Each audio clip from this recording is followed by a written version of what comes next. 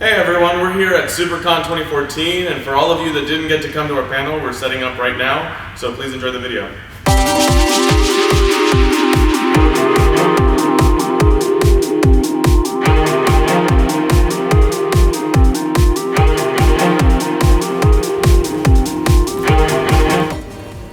Alright, hi everyone, welcome. I'm Gabriel Trujillo, president of Quadrangle Games. We're an indie development company that started last year with just 4 of us, hence Quadrangle. And we've expanded since then greatly in the last few months. We're up to 13 people now with composers, traditional artists, sprite artists, translators, working on the game that we're presenting today called Sanctum Polis. We also have a vendor's booth if you want to come check us out. It's booth 612 where we're selling shirts, posters. Essentially, if we sell all the merchandise we have there, we've already funded half of the game. And we're trying to get the funding for this game at Kickstarter in August 2014. We'll be giving out rewards such as character slots in the game, you can design monsters, and things of that nature. Also, 5% of our poster sales go to help the ASPCA against the cruelty of animals. And so a little bit about Sanctum Polis. Sanctum Polis is a 32-bit classic style RPG game that we started developing with a lot of inspiration from classic games that you don't really see nowadays. And we've added a few modern elements so that it's still fresh and exciting and new.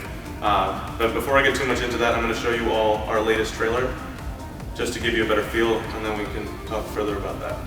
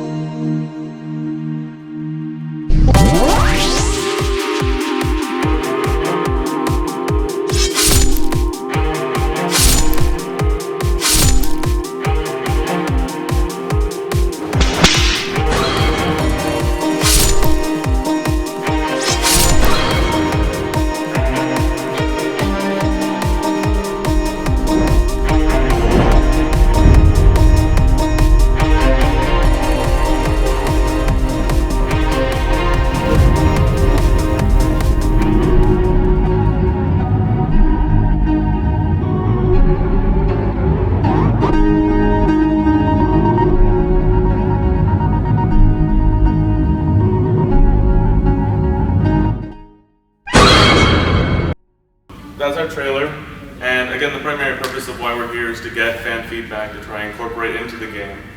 So I'm going to open the floor just now to get some reactions of the video, what you liked, disliked, if anyone has anything, any questions maybe. I really like the trailer.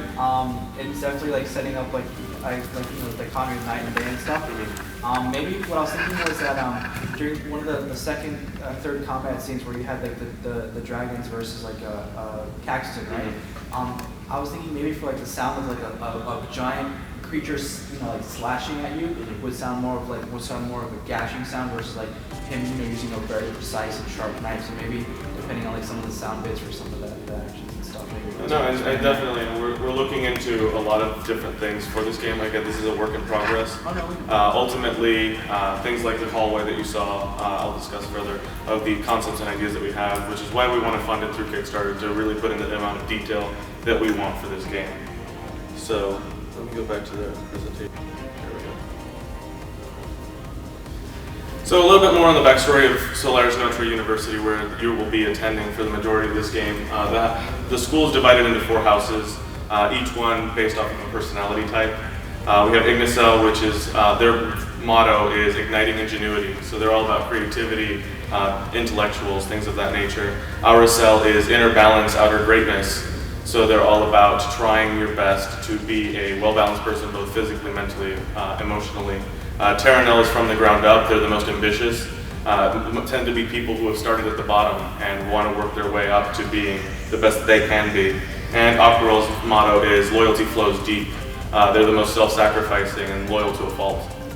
And so just based off of that, I'm sure you can get an idea of which house you might fall into. So without further ado, this is some of our inspiration for the game. Does anyone recognize any of these images? Yeah. I actually have a few stickers to give out if anyone can mention at least one of the games that these references. Yes. Persona? Yes. So.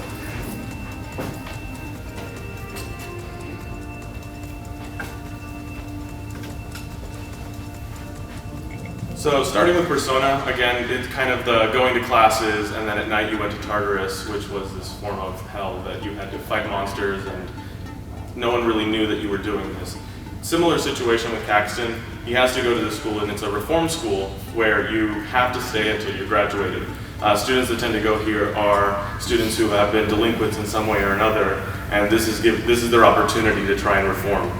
And so you go to these classes, and then you find out that these students are disappearing, and you have no one that you can trust, and so you have to talk to people to find out who they are, if you can trust them, and try and survive your time here at this school.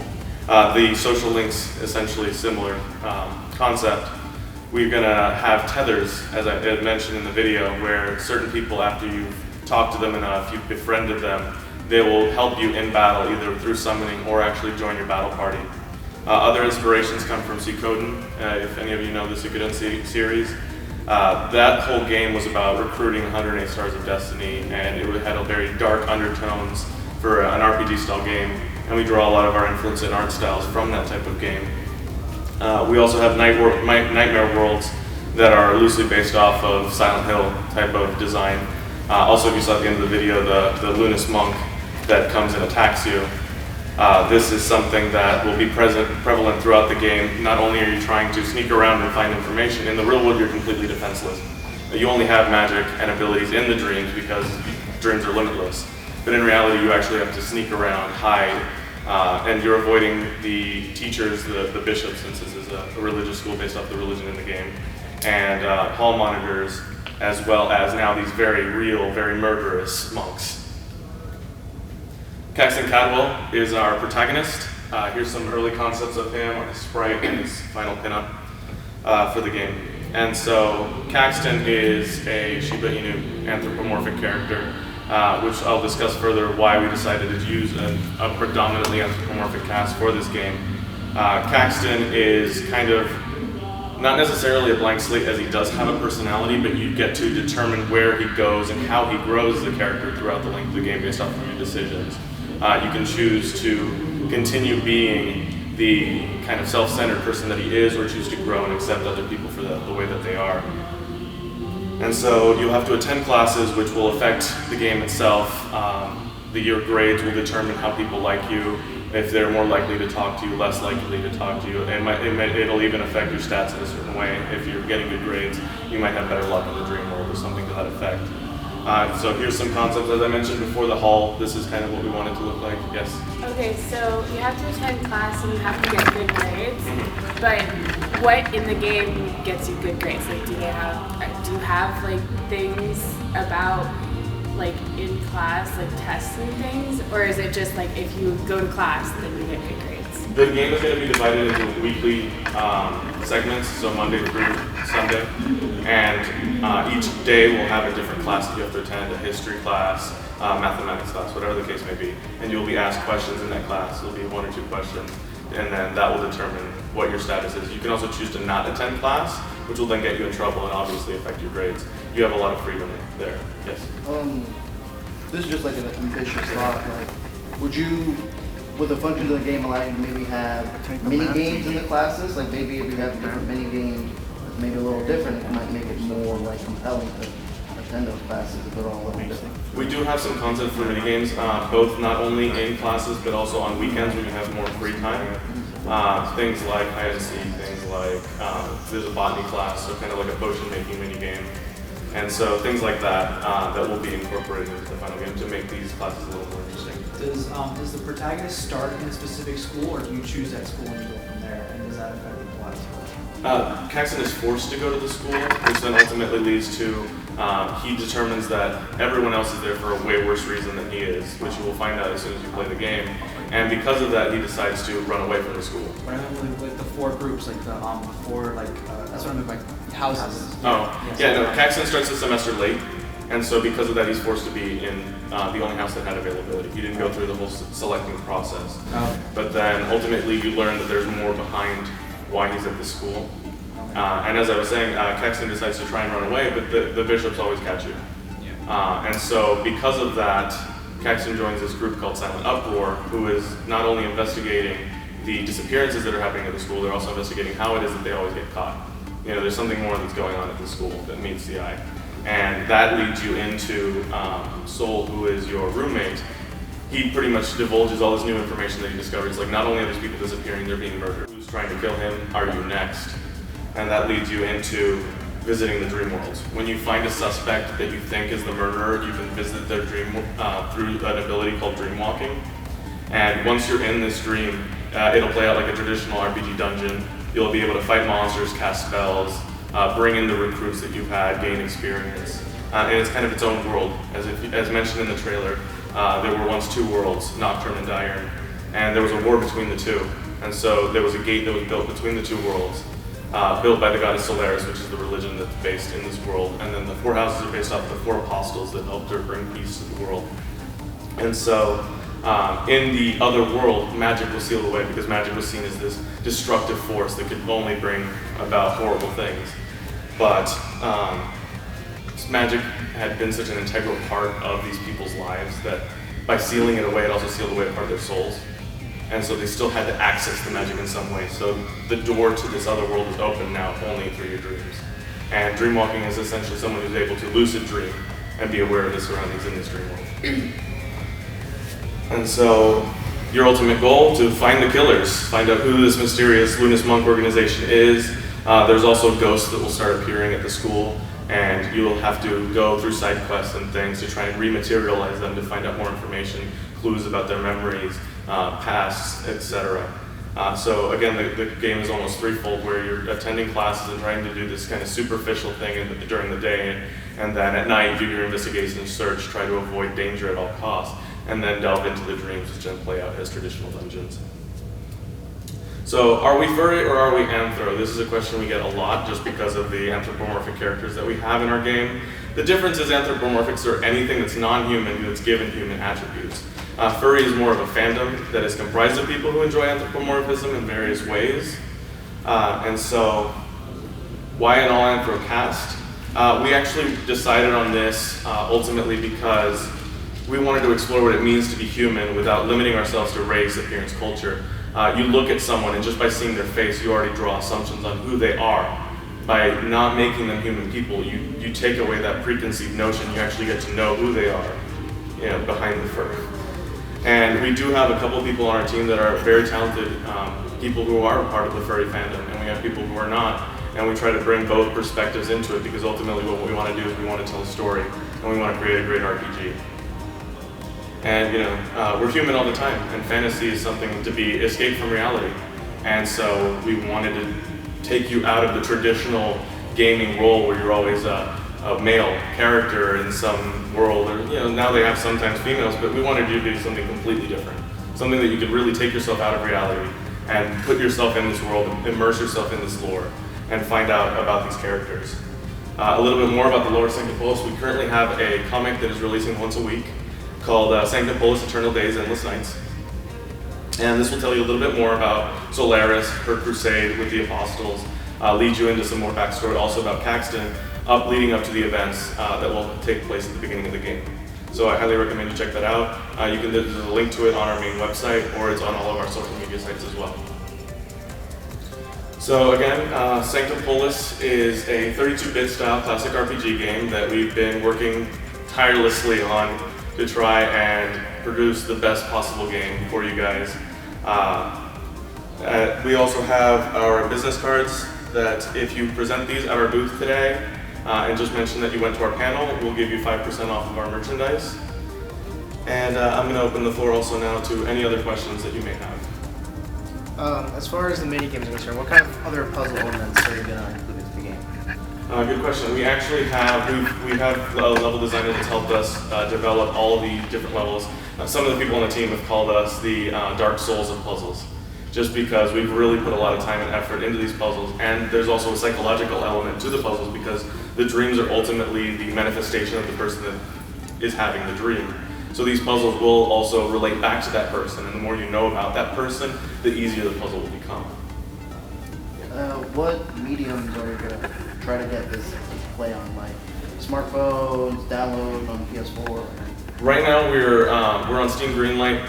Right now for commentary, we're going to open it up for votes once Kickstarter goes live, which is in August. And we have stretch goals extending us out to PS4 and Vita is going to be our primary focus.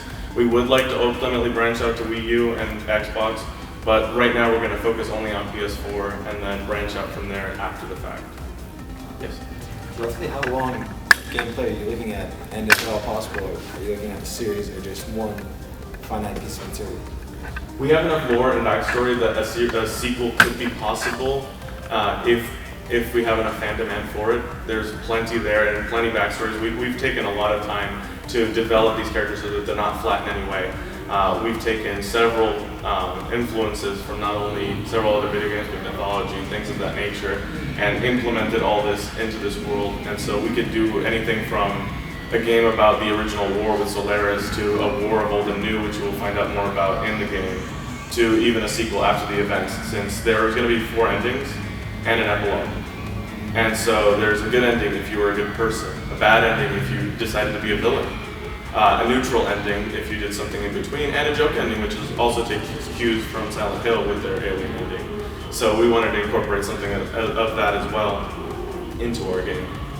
And then roughly like how long? Yes, the game is approximately, it really depends on how much you grind, how much you do. We've opened it to, there's 10 dream worlds and a final boss area, and then there's a lot of side quests and a lot of story in between.